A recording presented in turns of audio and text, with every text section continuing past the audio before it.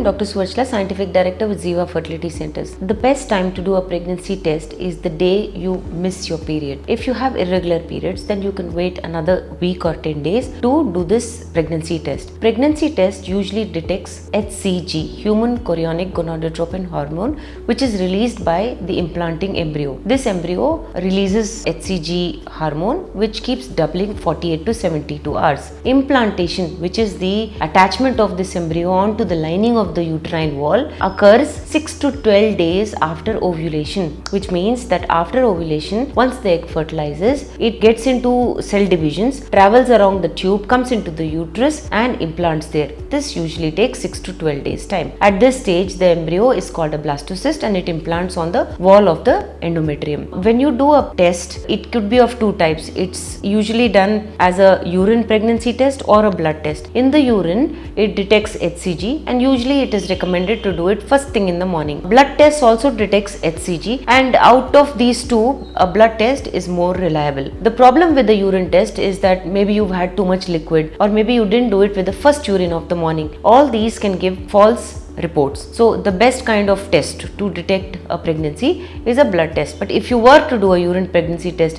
which is very convenient, it's better to do it in the morning with your first urine. If you do these tests too early, before your next period or soon after your ovulation, you may not be able to detect this hormone. Usually after your missed period, you should do this test to find out if you're pregnant, because that is when the HCG levels rise in your body. Too early detection can also give you a false report. To understand more about this, please feel free to contact us. Thank you. A lot of effort has gone into making this video. Please like and subscribe us. Thank you.